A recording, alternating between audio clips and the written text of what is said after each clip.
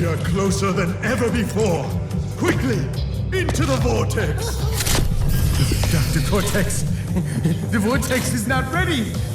We have no idea what it could do.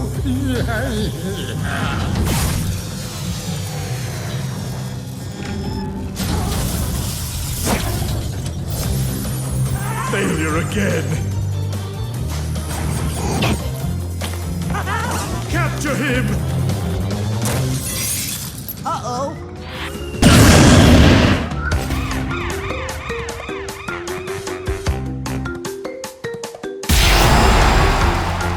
Crush!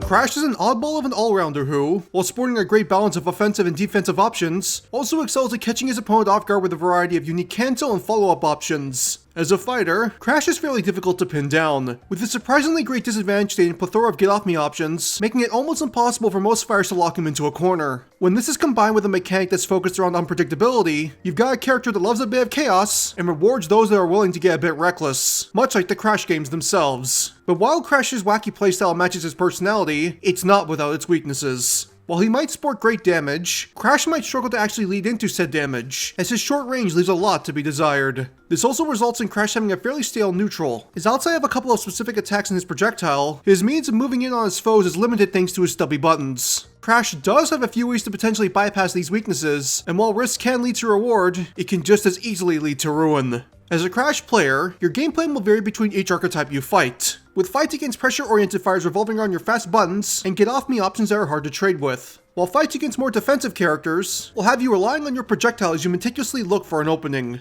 Whatever the fight, you're more than prepared for it. And should you be willing to get a little bit nutty, your chances of coming out on top will increase dramatically.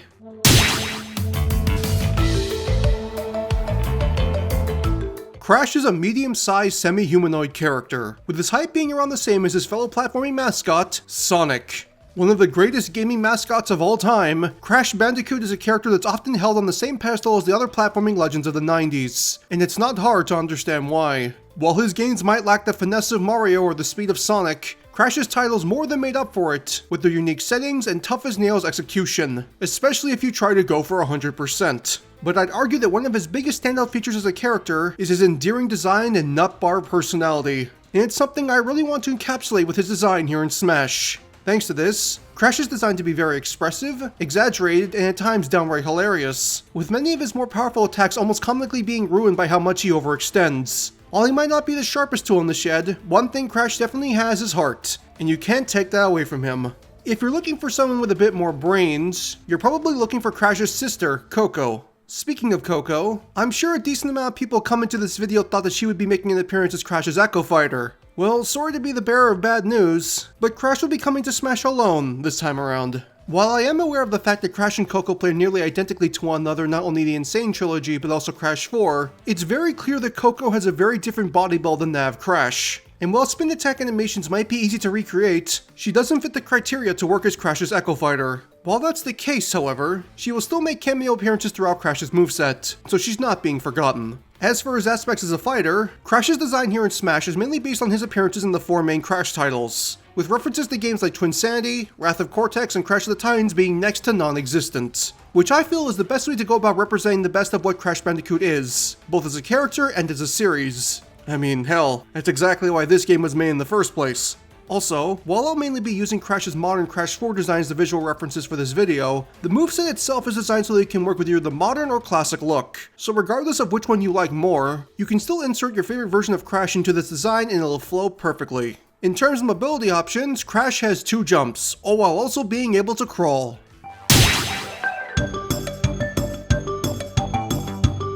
While he might be a bit loony in terms of personality, Crash's games are fairly straightforward as far as platformers go. Get from one end of the level to the other, don't get hit or fall off the level or else you lose a life, collect crystals, break boxes along the way and you'll get a special reward if you break all of them, or none of them. While there might be a couple of extra steps when compared to the other platforming mascots, it's still very easy to understand, and as a result, Crash in Smash doesn't really sport a unique character mechanic per se. No, instead, what Crash does sport is a set of unique cancel options that are designed to reference his home franchise and play into his unpredictability, making his seemingly straightforward game plan all the harder to keep up with. While there is no definitive name for these cancel options in the Crash games, here in Smash they'll simply be called Insanity. With this, Crash is capable of performing dash cancels, jump cancels, and special canceling most of his normals, with the majority of them working even while Crash is on the move, and adding even more to Crash's potential as a fighter in Smash. In particular, both his neutral jab combo and forward tilt can be cancelled on both hit and block into a dash cancel, with this both improving his pressure and making up for his poor range. His down tilt isn't only jump cancelable, but during said cancel, Crash will keep his forward momentum and gain a notable boost to his airspeed, allowing him to close gaps and catch his opponent off guard. Finally, almost every single one of his basic normals can be cancelled on hit into his spin attack, creating a dangerous 1-2 punch that could potentially be used to confirm kills at higher percents. When all of these options are put together, you've got a character that is meant to feel very unpredictable and explosive, but at the same time, very simple for both parties to understand. Much like how Crash's games have a few odd and out of left field design choices, but are still fairly basic at their core. As a result, learning how to use these unique cancels will be fairly easy thanks to their simple inputs, but using them both on the fly and under pressure is where the depth of the mechanic comes into play. You can always choose not to use them, as they aren't essential to winning with Crash, but those that take the time to memorize Crash's intricacies will find a character that's just as fun as he is charming. Now that you've got an idea of what Crash is like at his core, let's now discuss the moves that make up this marsupial mascot as we move on to Crash's normals. Crash's normals will mainly be comprised of various punches and kicks, with his affinity for spinning having a notable effect on his combat style, as he sports a lot of circular attack patterns, such as hook punches and spin kicks, with his moves sporting fairly quick startup in exchange for being fairly stubby. On top of that, Crash will also not be afraid to throw himself into his opponent, playing into his reckless personality and his rather poor problem-solving skills. Crash's neutral combo is Bandicoot Bumper Combo, a unique 4-hit sequence that will have Crash attack his opponent using a pair of hook punches, all before transitioning into a rising kick that will have Crash throw himself off the ground to attack, and in turn, knock himself off balance. It's not all bad though, as just before hitting the ground, Crash will shift his momentum and spring forward, attacking with an advancing double kick to launch foes away. This combo's final hit will launch Crash forward a decent amount, allowing the player to use the first 3 hits to control space and punish opponents who try to jump in from mid-range. And on top of its solid knockback, Crash will even launch himself off of ledges while attacking, making it a potentially great edge guarding tool. This deceptive last hit works in tandem with the stubbier first 3 hits, which are much faster and, as mentioned in his character mechanic, can be dash cancelled on either hit or block, allowing the player to either increase their pressure or avoid a potential punish if they're fast enough. Just be careful, as Crash's dash cancel doesn't provide him with any form of protection, so it might lose the jabs on the approach or long-range pokes on the retreat. Crash's forward tilt is Spinning Slash, a fairly standard poke that will have Crash throw himself forward, attacking with a spin kick that will launch opponents on hit. This move will cover both a decent horizontal and vertical range, and as he attacks, Crash will lower his hurt box and make himself much harder to challenge from above. But despite its okay range, it's still a move that can be stopped by incoming pokes if you throw it out haphazardly, especially against opponents using swords. Also, just like his neutral jab, the player can cancel this move into a dash on either hit or block, so don't be afraid to get a bit reckless and push in if you think you can get something out of it. Crash's up tilt is Rising Bandicoot, another fairly standard neutral option that will have Crash perform an upward punch, jumping slightly off the ground as he does so, and knocking any nearby foe up into the air. This attack comes out fast and deals a moderate amount of damage, with this being one of Crash's best combo stars and a great way to pressure opponents trying to jump in on him. And at very low percents, it can even link into Crash's forward tilt and start combos thanks to said move's dash cancelling properties. Despite all this, however, this move's poor range barely scrapes the bottom of platforms on most competitive stages, so it might prove difficult to check opponents trying to camp above you. Crash's down tilt is Slide Kick, an iconic part of Crash's platforming toolkit that will have Crash perform a quick advancing slide along the ground, with this knocking opponents up and away on hit. Introduced in Crash 2, this very fast attack will cover a solid range and sport a long-lasting hitbox, allowing the player to use it as a whiff punishing tool and even a combo starter at earlier percents. But this move's true claim to fame is the unique properties it sports that can throw opponents into a potential Bandicoot beatdown. Starting off strong, Slide Kick can be jump cancelled during the move's active frames, allowing the player to immediately start aerial pressure or move out of the way of incoming pokes. And as an added bonus, the momentum boost of the Slide Kick will be carried over to the jump cancel as well. This can put immediate pressure on an opponent that's trying to play from mid-screen, or close the gap on one who's trying to run away. And this boost of momentum will even carry over to his aerials, which allows the player to turn what might be fairly unremarkable neutral tools into some of the scariest aerial buttons in the game, so long as they keep their chaos under control and only pull it off when their opponent least expects it. Also, as one final bonus, slide kick will not be stopped by ledges, allowing Crash to continue advancing off the edge of a stage if it means he might confirm a kill, with this referencing the way slide kick is shown to work in Crash 4. Crash's dash attack is Orange Rocket, a reckless yet powerful gap closer that will have Crash spring forward, throwing himself through the air in a comical fashion as he smashes into his opponent head first. This attack will cover a solid amount of range, allowing Crash to catch and punish opponents throwing out attacks in the neutral and confirm kills at fairly reasonable percents. However, as should be expected by such a reckless attack strategy, this move is slow on the recovery and very unsafe on either shield or whiff, so just make sure you're not the one who ends up getting whiff punished. For his get-up attacks, Crash will attack around himself with a couple of kick attacks, all while attacking with a double sweep kick for his ledge attack. Crash's smash attacks are designed to be a nice offset from his regular normals, with these three powerful moves not only sporting fairly solid range, but also multi-hitting properties that can heavily punish poor placement or misplaced tech options, thanks mostly in part to the lingering hitbox of each attack. They're all also fairly strong kill options, so once you've amassed enough damage, these attacks are the safest way to cash out on your efforts. Crash's forward smash is Triple Thrashing, a powerful yet silly attack that will have Crash wind up a punch, all before throwing it forward with enough force to spin him around. This series of spin punches will hit up to 3 times, with each punch showing Crash becoming more distressed as he leans more and more into each attack, with the final launching hit having him barely able to keep his balance as he almost falls on his face.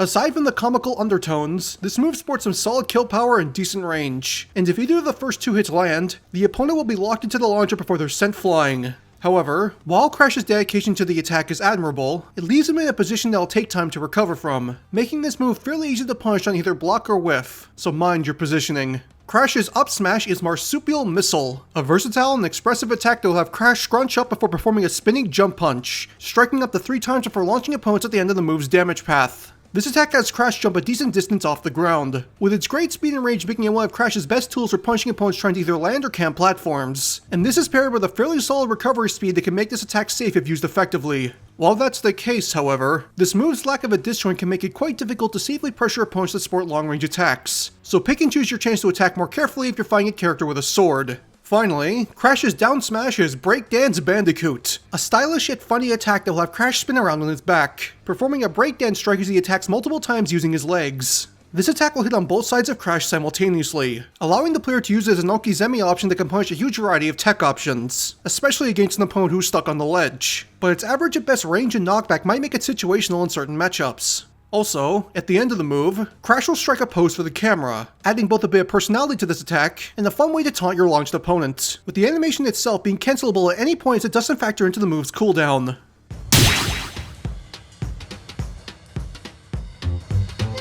As he is a platforming mascot, it should come as no surprise that Crash is a character that sports some pretty great aerial options, including a pair of strong jumps, some great airspeed, and more importantly, some pretty great aerial buttons. These attacks will follow a lot of the same design aspects as Crash's grounded normals, with these buttons mainly featuring various punches and kicks that sport some great speed and solid damage in exchange for being fairly short range, allowing the player to stuff offensive pressure and potentially secure kills if they're willing to get a bit reckless. Crash's neutral air is Ripper Kickers, a quick yet powerful attack that will have Crash perform an aerial splits kick, striking on both sides of himself simultaneously to send any nearby opponents flying. This move's claim to fame is its fantastic startup speed and lingering hitbox, allowing Crash to whiff punish opponents who jump the gun and provide the player with a safe landing option, as its quick cancel window could potentially link it to Crash's grounded normals at lower percents. As a result, this is a fantastic attack for a variety of offensive and defensive purposes, and while it might sport some fairly average range, this offset can be cancelled if used in tandem with slide kick's jump cancelling properties. Crash's forward air is Bandicoot Barrage, a dangerous multi-hitting attack that will have Crash unleash a series of spinning kicks, striking any opponent in front of him up to 3 times before launching them away. This move sports some solid speed and decent range, with this making it one of Crash's best ground-to-air conversion tools and a great combo filler. And if the player chooses to fast fall and cancel the 3-hit combo early, they might be able to lead into Crash's grounded normals at low to mid percents. This can lead to some serious damage if used in tandem with Crash's dash cancelling abilities, and as a result, it's a scary attack to get caught by, but the move's launch power is only average at best. Pair that with an end leg that will increase after the final attack, and you've got a move that you'll want to cancel as early as possible. That, or let it be the final hit in a combo, as even if it doesn't kill, it can still give you the space you need to let the cooldown play out safely. Crash's up air is Spinning Bandikick, another very quick attack that will have Crash perform a flip kick, striking any opponent either in front or above him and launching them upwards on hit. This move's fairly stubby range is offset by some excellent startup speed, a variety of cancel windows, and even the potential to perform this move multiple times in a row at low to mid percents, making this one of Crash's best juggle options and arguably his safest anti-air. On top of that, this move can even be used to drag opponents across the screen if used in tandem with Slide Kick's jump cancel, allowing Crash to force his opponents off stage and potentially set them up for an early kill. But it should be noted that as your opponent's percent goes up, this move's combo and cancel properties will become notably hard to perform consistently, if you're even able to perform them at all against certain characters. Crash's back air is N.Sane Knocker, an unexpectedly powerful reversal that will have Crash turn around in midair, all before unleashing a powerful downward hook punch that will launch nearby opponents with serious force. While this attack bears a striking resemblance to the back air spike of King K. Rool, this attack is actually not a spike, but instead a powerful kill confirm that can lead to some very early stocks if you manage to land this off stage. And this move's power is topped off nicely with some solid range. However, as should be expected by its power, both its end leg and landing leg are fairly slow, making it very difficult to land with and very easy to punish if used out of position. Also, much like Crash's other normals, it doesn't sport a disjoint, so be careful who you try and trade with. Finally, Crash's down air is Bandicoot Bomb, another one of Crash's signature abilities that will have Crash perform a body slam, falling through the air and damaging any opponent in his path until he splats onto the ground. Introduced in Crash 2 alongside his slide kick, this fastfall aerial sports high damage and solid vertical range, with this creating a high risk, high reward attack that can confirm kills a higher percent and catch your opponent when they least expect it. Despite this, however, it is a fastfall aerial, and as a result, it suffers from the familiar weaknesses of being unsafe on block and being insanely slow on the recovery, should you not plummet to your death with it, that is. It will ledge cancel if you try to use it off stage, but I'd still recommend that you only use it when absolutely necessary.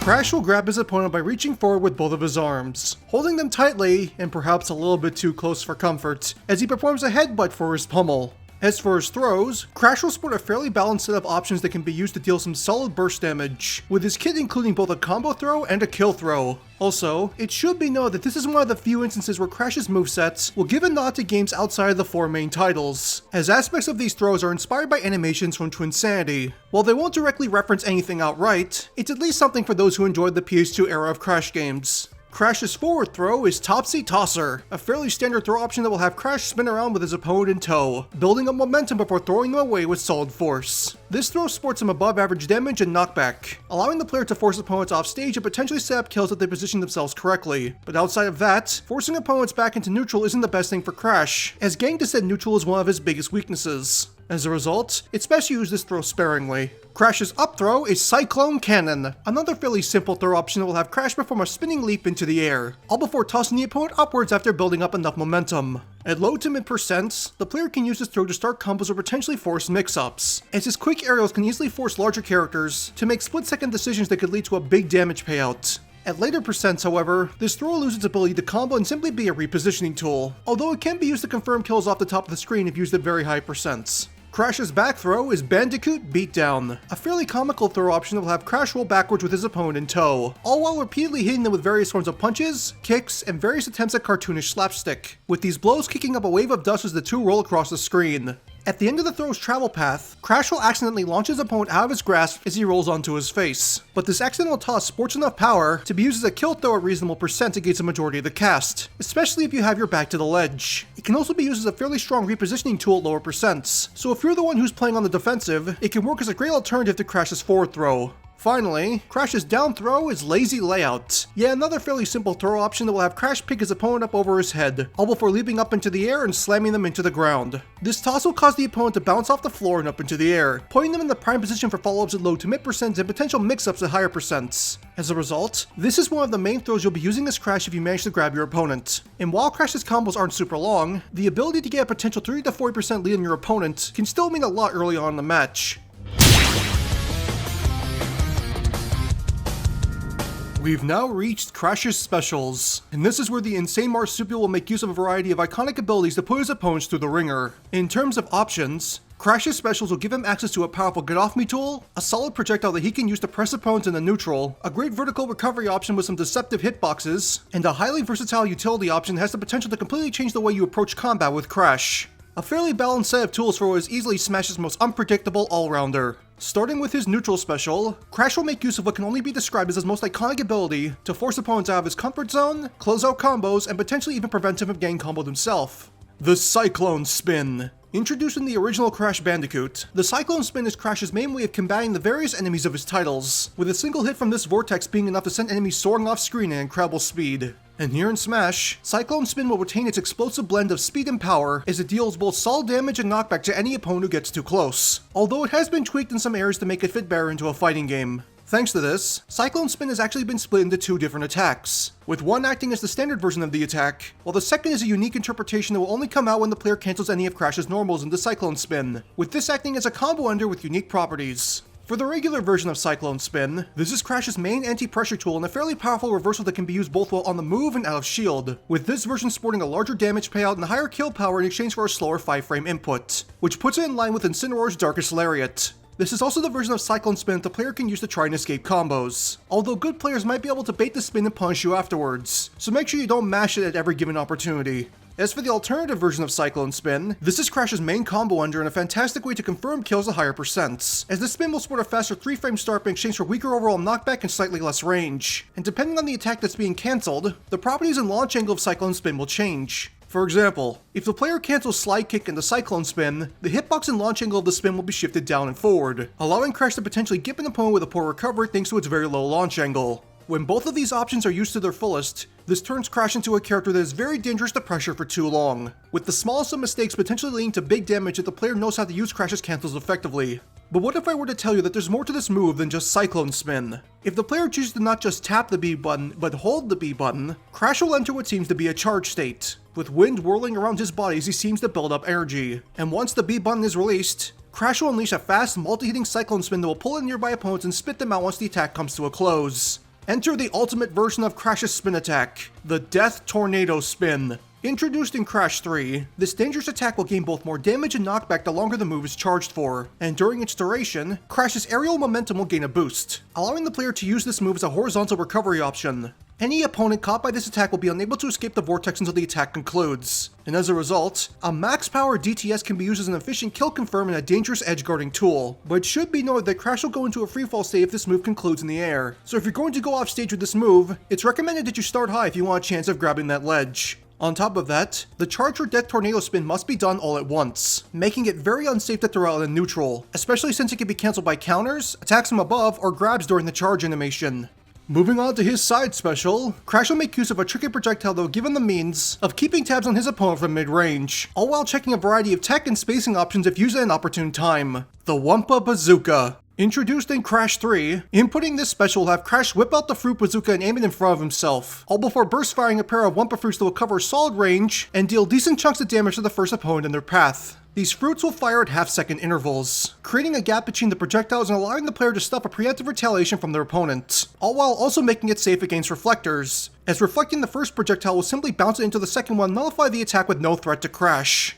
On top of this, the player is capable of altering the angle of the projectiles by holding either up or down the control stick, allowing Crash to not only fire in an upward or downward arc, but also switch the launch angle between projectiles, creating a tool that can pressure opponents on multiple angles and serve as an excellent Okizeme option. While this is all amazing, however, the fruit projectiles don't sport much knockback, meaning that while it can pressure opponents, its chances of killing them are very low outside potential offstage gimping. As a result, Crash will still need to try and get in close if he wants to secure kills, so don't think you can win a fight with Keep Away alone. Moving on to his recovery special, Crash will make use of an ability that will call back to one of the level gimmicks introduced in Crash 2, granting the N.Sane Bandicoot a strong recovery option that can even be one of Crash's best offstage kill confirms if used effectively. Jetpack Blastoff. With this, Crash will strap on a pair of goggles as a jetpack appears on his back, and after taking a moment to build up energy in the thrusters, Crash will rocket upwards at incredible speed and through any opponent who gets in his way. This recovery sports some fantastic vertical range, allowing Crash to easily reach the ledge if used from the edges of the bomb blast zone, and the recovery doesn't stop once Crash reaches the apex of the launch either, as he'll be able to spar through the air with increased horizontal airspeed in a last-ditch effort to grab the ledge, with this referencing the way that Crash is shown to move naturally in Crash 2's jetpack levels.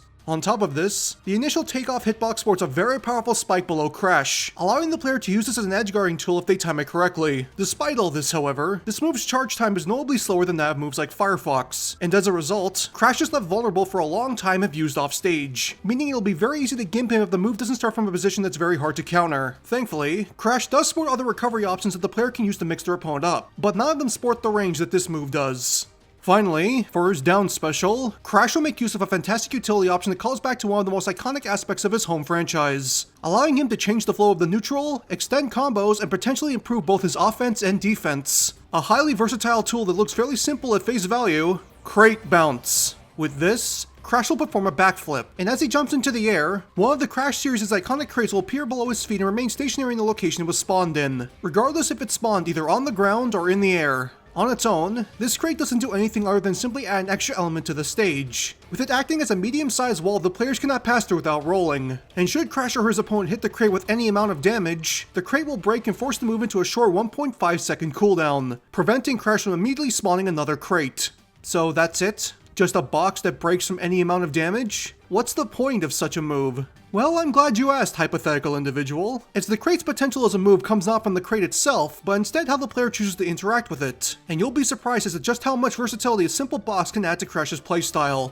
You see, on top of the potential to block incoming damage, this crate can also be used to boost Crash's offstage presence, improve his recovery, and even potentially save him from losing a stock, should you position the crate effectively. And since this crate can be spawned almost anywhere on the screen, the potential this move offers is near limitless. Starting off strong, this crate sports both a medium-sized hitbox and a lot of priority, allowing the player to use this as an extra shield against both physical and ranged attacks that will force more defensive characters to either get creative or approach, as this crate is capable of nullifying almost every energy-based projectile in the game, big or small. As a result, throwing up a crate in either the neutral or on the approach can help you deal with some of your more trickier matchups, as Crash stucks just low enough to be completely protected by the crate. But it should be known that there are some limitations to the crate's level of protection. For starters, any move that hits multiple times, be it multi-hit normals or piercing projectiles, will break the crate and not have its other hits nullified, meaning that moves like Thoron or Rob's lasers can still hit Crash if his player isn't careful. On top of that, Crash can also break the crate with his own projectiles, so don't think you can just hide behind the box and pressure opponents with your Wumpa Bazooka. As a result of all this is arguably the most situational of the crate's utility options, with it definitely working better in specific matchups and falling apart in others. But thankfully, Crash does have another way to interact with the crates that's far more consistent, and that's jumping on them. That's right, Crash is capable of jumping on the crates just like he can in his home franchise, with the crate bouncing him up into the air as it breaks under his weight.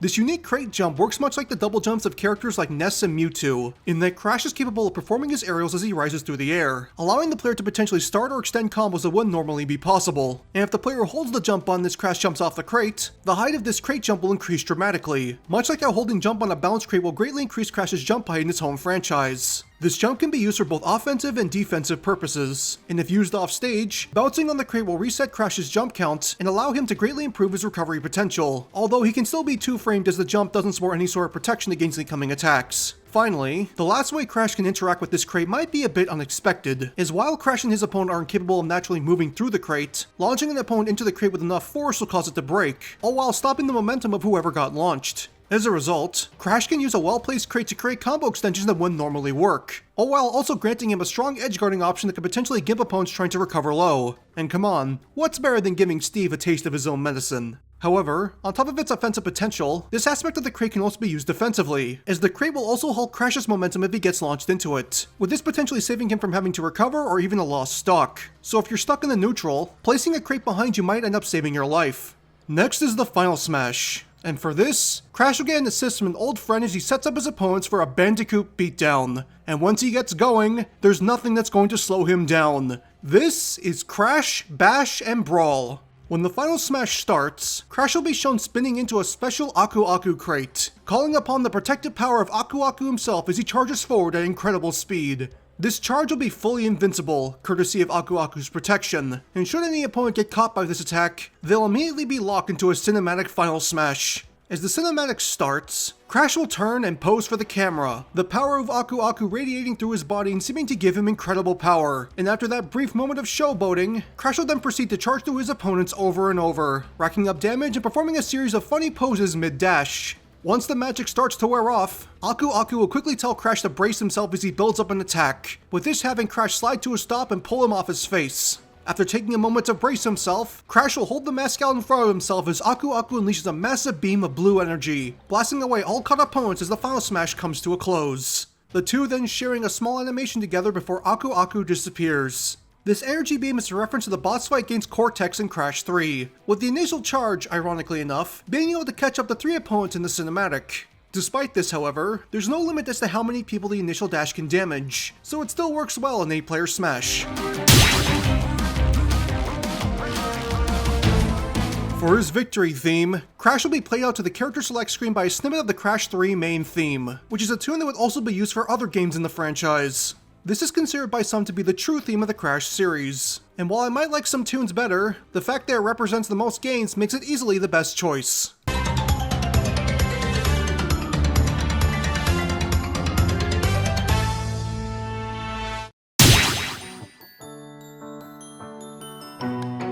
Victory animation number 1 will have Crash reach into his pants and pull out a hidden gem, all before tossing it up into the air and striking a triumphant pose. This is a reference to the results screen of Crash 1 in the N.Sane Trilogy if you break all the boxes in the level, and if you win a match with a 2-stock or more advantage, you'll have a higher chance of having this animation play. Victory animation number 2 will have Crash be shown dodging a series of falling boxes, narrowly escaping being crushed before turning to the camera and flashing a peace sign with both of his hands. This moment doesn't last long, however, as Crash will then proceed to have a box land on his head before he's knocked to the ground. The camera will then pan down to show Crash sprawled out on the floor, a bump forming on his head as he then proceeds to flash the camera either a thumbs up or an OK sign. This is a 2-in-1 reference to various animations from the Crash titles, with the peace signs being the animation that Crash performs when you defeat a boss in the N.Sane Trilogy, while the falling boxes will reference the N.Sane Trilogy's Crash 1 and the animation that plays if you miss any boxes in a level. Crash doesn't let that get him down though, as he still cracks a smile to show he's in good spirits. Finally, Victory animation number 3 can be regarded as the most iconic animation in the Crash series, and while some of the more modern games might have tried to filter it out, it's something that will always be remembered by fans of the series. The Crash Dance. While it originally appeared in the Japanese commercial for the first Crash title, this animation would be introduced into the games in Crash 2, and would play if Crash collects a gem and returns it to the Warp Room. And I think I speak for everyone when I say that it's something that Crash can just not go without here in Smash. Taunt number 1 will have Crash pull out a yo-yo, all before performing a few tricks for the camera. This simple taunt references an idle animation from both Crash 2 and 3, with it even being something Crash is shown to do during the opening cinematic of Warped, and as an added bonus, Crash will occasionally get tangled up in the string before spinning himself out of it. Taunt number 2 will have Crash pick at his ear, and after a brief moment of gold digging, he'll pull out a crystal. Looking at it in bewilderment, Crash will look between the crystal and the camera before shrugging and tossing it behind him. This is a reference to an idle animation in Crash 4, although the would-be rubber ducky has been replaced with the crystals from Crash 2 and 3, playing on the fact that Crash is shown to, on occasion, store them in his ears when the player returns to the Warp Room. Finally, Taunt number 3 will have Crash pull out his phone and take a few selfie pictures, all while performing several unique poses that will change with each input of the taunt. This taunt references yet another idle animation that Crash can perform in Crash 4, and on rare occasions, both Coco and Aku Aku will occasionally join in and pose with the camera along with Crash, with this leading to small interactions between the three before they disappear. Crash's colors here in Smash will make reference to the wide array of unique outfits that the player can unlock in Crash 4, with Crash himself retaining his standard color scheme for a majority of these outfits as he simply puts on a variety of clothes. Regardless, they're all stylish, flashy, and sport a ton of personality, so they're perfect for a character like Crash. Color number 1 is Crash's basic attire, featuring his bright orange fur, blue pants, brown fingerless gloves, and red shoes. It's simple, yet iconic, and it's the basis for all colors that come after it. Color number 2 will have Crash don the Warped Biker outfit. This outfit originally debuted in Crash 3 during the game's bike racing levels, but it wasn't until Crash 4 that it was something the player could use normally. Color number 3 will have Crash don the Rocket Head outfit, a rather explosive outfit that will have Crash bear a striking resemblance to N.Jin, Neo Cortex's right-hand man. Well, second right-hand man. This outfit is unlockable by collecting 5 gems in the first level of the Hazardous Wastes, and is one of the first outfits the player can unlock if they perfect the level. Color number 4 will have Crash don the Persona outfit. This outfit can be unlocked by collecting 6 gems in the Give It a Spin level, and it definitely stands out amongst the other outfits in Crash's closet. Color number 5 will have Crash don the Crate Crusher 9000 outfit, with this having Crash transform into a robot with a gray sheen and various outlets that will glow a vibrant green, including his nose. This outfit is unlocked by collecting 11 gems in Nitro Processing, and will definitely be one of the last outfits you unlock thanks to its high asking price. Color number 6 will have Crash take on the appearance of Fake Crash, a recurring joke character in the Crash series that will have Crash's facial features warped to look like a mockery of the original Bandicoot. Color number 7 will have Crash take a step back in time as he takes on his classic appearance in the most literal way possible, as on top of appearing like classic Crash, he'll also take on the appearance of a classic PlayStation model. While not a perfect one-for-one, it's still a nice nod to the past, and an outfit that will have no trouble standing out next to Crash's other options. Classic Woah not included. Finally, caller number 8 will have Crash don an outfit that's known as Willy the Wombat, which will drastically change his physical design from the familiar orange Bandicoot that we know, to a beige-colored wombat with a shorter snout, much smaller ears, shaggier fur, and messy hair that's propped up by a bandana. While an original design is based on Crash's origins before he became the lovable Bandicoot we know today, as Willy the Wombat is actually the name that Crash went by during the early days of his series' conception.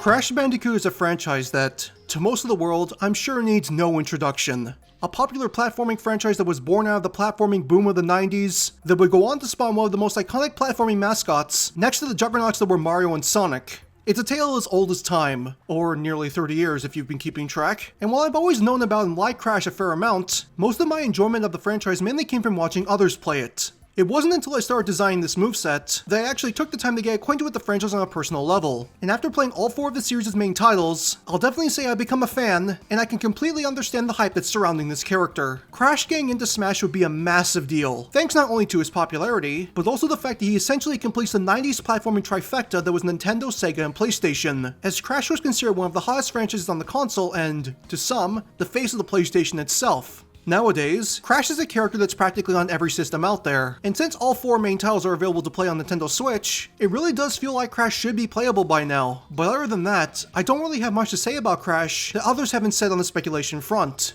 Whether he was never considered or was lost in the nightmare that was Activision's asking prices is something we'll never know, but I feel he's definitely popular enough to be one of the next Smash's big potential reveals. And I'm sure many a 90s kid will lose their mind over Mario, Sonic, and Crash all being playable in the same game. And who knows? Maybe now that Crash is under the Microsoft umbrella, we might actually get that chance. But at this point, all we can do is wait and keep our hopes high. Crash will get into Smash eventually. It's all just a matter of time. If you like what you saw, be sure to like and comment. It not only helps out with the algorithm, but also gives me a much needed boost in morale. If you want to see more, be sure to subscribe. And if you want to jump right into the other movesets that I've made, follow the link in the description to go to my Challenger Concept playlist. Just be sure you also press that little bell icon, as doing so will leave you assured that you'll never miss a future upload. For now, I've been Felicia Fan, and I hope that you have a good one.